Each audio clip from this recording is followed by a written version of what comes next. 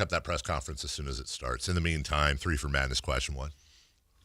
What was the best thing you saw in the Kings game last night? Well, objectively, it was the first half. That's the easy answer. The first half was much more fun for Kings fans than the second half. Now, that being said, I said this on Twitter as well. My favorite thing from the first half, my favorite number was 31. That was the amount of minutes that Nick Clifford, who, of course, got the start yesterday, Nick Clifford, Maxime Reynaud, Dylan Cardwell, and I included Keon Ellis in there, that they got combined in the first half.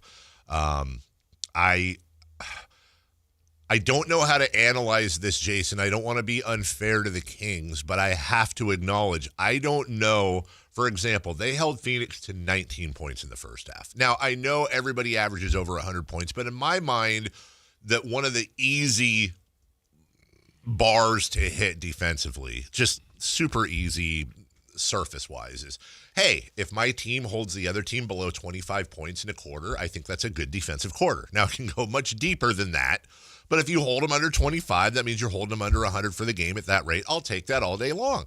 And they held them to 19 points in the first quarter. I truly can't tell you how much of that was Kings' improved defense and how much of that was Phoenix was just objectively terrible. And it might be a little bit of both. Right. So I enjoyed that. I really liked that Nick started. I really liked that when that was announced. And I thought their first quarter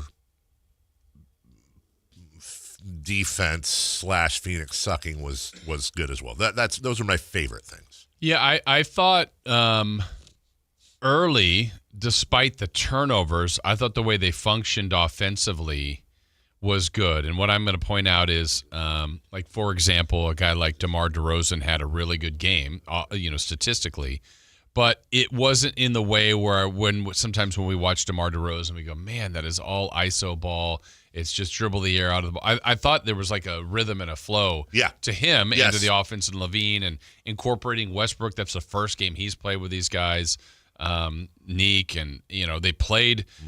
I'm going to end up using this answer maybe later as well, but I thought one of the good things was how many players they played. Yes, but I'm also going to flip that a little bit later and maybe utilize that as a negative too. But I thought there were moments where you go, okay, this looks pretty good. Now, obviously, it's about the end result, and when you lose a 20-point lead, there are far more moments that didn't look good. As we wait for this press conference to start, I saw this NBA statement somebody put out. The NBA is very concerned about the multiple arrests made as a result of the FBI's sports gambling probe. Use code multiple arrests for a 30% profit boost on a 3-leg parlay with DraftKings, the official gambling partner of the NBA. That's obviously fake, but that's really good work. That is a very good tweet in the sense of, that kind of goes to as the text just said that I was just reading. Who would have thought that promoting and partnering with sports gambling sites would end up this way?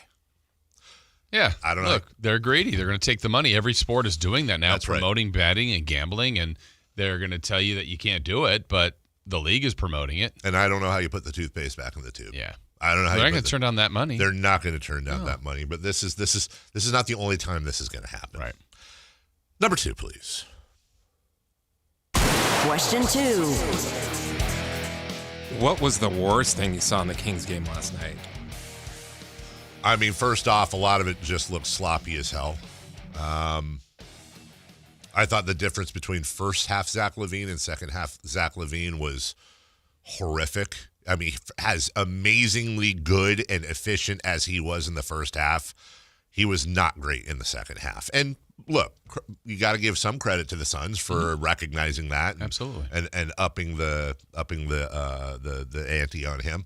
Russ Westbrook made his debut. Now, look, let's give him a little bit of grace. The guy, started practicing like 20 minutes ago, but 2 of 8, missed both his 3-point attempts and a couple of turnovers. 6 points. He did have six rebounds though in just 19 minutes, but not great. That being said, the thing that bothered me the most, and what I want to do here is, let me see if I can't find. God dang it! Do we have Doug in here? Yeah, but it's the full length of it. It is. Let me see. It might be at the very beginning. Let me see here. We got to make sure that we're taking care of the basketball. Can't survive getting out rebounded by 14, double up on the offensive glass. Got to find a way to box out, make sure that we're rebounding the basketball. Just the fundamental, simple things that we talk about. Scoring the basketball, we can obviously do that, but defense is where everything is going to happen at. That'll be better for them as well. Okay. Question about the rebounding, Doug. Obviously, without. Sorry, Katie. Look, when you are preaching defense more than anything, is that fair to say that more than other than culture? I think the buzzword has been defense. What I don't understand is when you have a guy offensively who is 4 of 5 and has 9 points in 13 minutes. That's offensively. How does your best defender get 13 minutes? Right. What the hell happened with Keon Ellis? You can't preach defense. And he said at one point, I'm trying to find the clip here, that there was a log jam. Well, yeah, there's a log jam. But who's jamming the log here? What? You're log jammed up for. Is he playing? Are people playing ahead of Keon Ellis that are better defenders? Are people playing ahead of Keon Ellis last night at least that are more efficient scorers? He's any offense you get out of Keon Ellis is like almost a bonus. He's not Matisse Thybulle. He's not all defense. He does have offensive capability. But I'll tell you right now, I've landed on already in game one the thing that I am obsessed with now, which is this. They did not extend Keon Ellis in the offseason, okay? That is still up in the air, and they can't even do it till later this year. But Keon Ellis, he is not the savior of this team. He is not an all-star, almost certainly. I'm not trying to play him up as the next big bad MVP. What I'm saying is a team like the Sacramento Kings, much like we were saying yesterday, I don't think a team like the Sacramento Kings can take a look at a lottery pick like Devin Carter, who is a defensive-oriented guard, and give up on him and X him out before he's played a full season. Well, he didn't play a minute last night. That's a whole different story. But I swear to God, Jason, if they just crap off Keon Ellis and the next thing you know he's thrown in on a trade or they let him go he's the exact type of player, not that maybe even you want to build around, although you could partially build around him, but more to the point, Jason, he's one of the nuts you collect as the squirrel for winter. Okay, this is a good nut. I'm going to put this in the collection. Now we have 3, and maybe we can have 4, and maybe we can have 5. Here we go. Here's the clip, quick 30-second clip of Doug after the game. Definitely.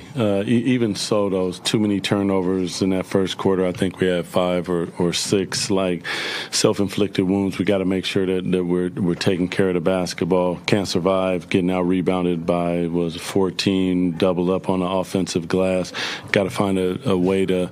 I already played that. It's pretty much the same clip. So that was the worst thing I saw. You can't give Keon Ellis 13 minutes. Well, and so that's where earlier I was crediting them for playing as many players. That's right. That's also a problem. And part of the problem last night, in one sense to me, the outcome was predictable. Yes. Not in, it's the Kangs in the typical way a lot of people would look at it. I looked at last night as much as anything as the loss was roster construction. 100%. You're 100% correct. Turnovers, sure. They made those. That's some new players playing. That's going to happen. Rebounding all game long killed them. 51-37. In fairness, their best rebounder in the league's best rebounder The best rebounder in the league, yes. Didn't play. Keegan's pretty good at rebounding. Yes. But even if they're there, maybe they win that game. Mm-hmm. I still think you have the roster construction problems that as the game goes along, you're playing small, so that hurts your rebounding. That's right. Let's get to your point on Keon Ellis. I have nothing to debate on that. I think Keon Ellis should play more. Yeah. But the way the roster is constructed, that's right. The argument would be let's bump up Keon 8 minutes. 21 would still probably be low, but you go, okay, that's shaving some off Levine, probably off Monk, off Westbrook, off Schroeder. You sign Schroeder. You're maybe going to trade Monk. Levine, you'd probably like to trade. Yes. Maybe it costs DeRozan some minutes. You're still sneaking in Neek. Yeah. You didn't play Carter. Yeah. This is going to be a difficult chore. That's right. So I think every game we're going to be talking about that where someone that didn't get a chance to play. Here we go. Here's the press conference. We're going to take a few minutes of this, Chris, if you can pot that up. Press